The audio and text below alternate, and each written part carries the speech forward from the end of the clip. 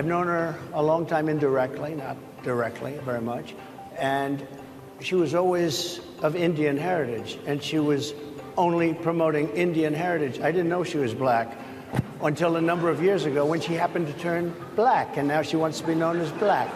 So I don't know, is she Indian or is she black? That was Donald Trump earlier today at an event with the National Association of Black Journalists, where he questioned Vice President Kamala Harris's racial identity. Joining us now to weigh in on this and other factors in this campaign, Democratic Congressman Emanuel Cleaver of Missouri, who we should note is former chair of the Congressional Black Caucus. Congressman, it's great to have you with us. Welcome back to Bloomberg. I'm not really sure where to begin. Is it possible for someone to become black? Yes, it's relatively easy. The chances of having an African American baby is if two African Americans procreate. And the other thing that I think in this context is that I've had a chance to make 2 phone calls. I'm going to make some more. I'm hoping that the media will ask the former president if he can give them the source of his charge that she has only recently declared that she was black. And I called a Jewish friend of mine in California and another political person, and neither of them had ever heard anything about this. Now, the president said he had known her indirectly for years and years. I know Taylor Swift. I mean, I've known her indirectly for years and years and years.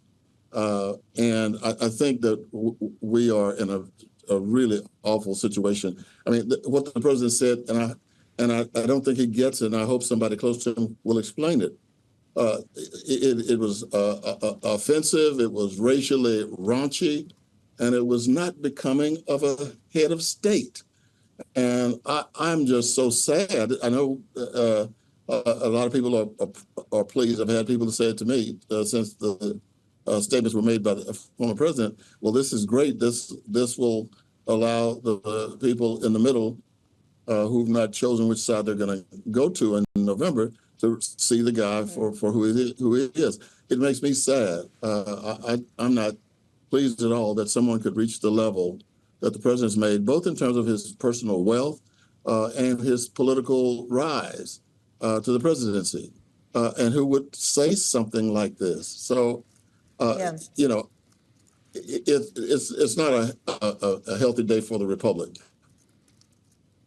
Well, and of course, that's not all he said, Congressman. He also repeated something we've heard from him before about migrants stealing black jobs. Is there such a thing as black jobs? I've been looking for those black jobs. I don't know if you're supposed to wear all black. You know, we have black parties where everybody wears black, and there are some white parties everybody wears white. I'm not sure if he's talking about people who would serve food, waiters or something at a black party. I'm not sure exactly what he's talking about.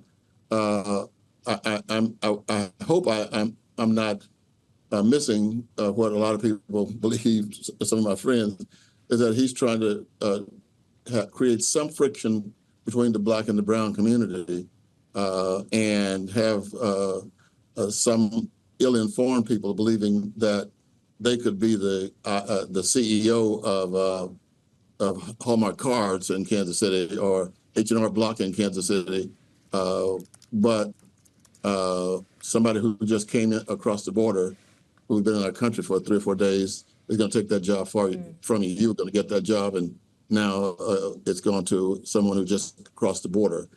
Because when they talk like that, they also say, well, the Democrats are bringing them across the vote. And there are a lot of people who actually believe that you can cross the border and register to vote and then participate in the election in November. I mean, we are the most powerful nation on the planet.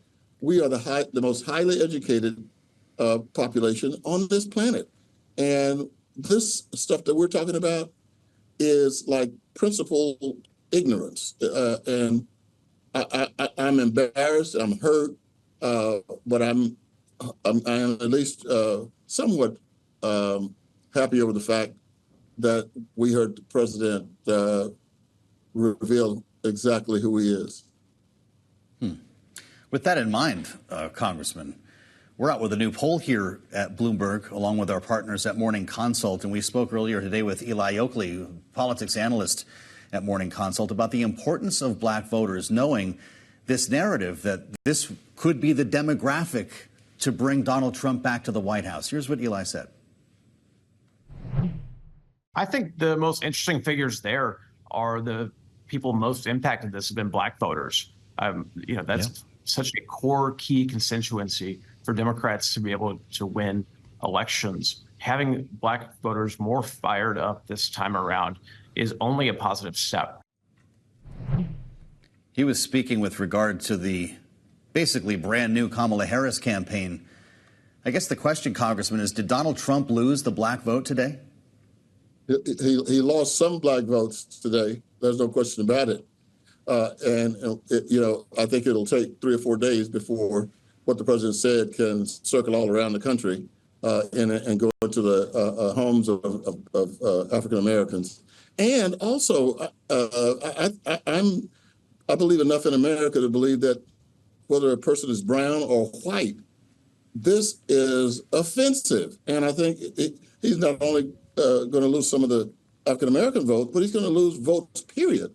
Not far from my office here in Kansas City, Missouri, it's a nice community, and it's a racially mixed community. And I would dare say that if there was anybody up there thinking about voting for the president, they ain't now.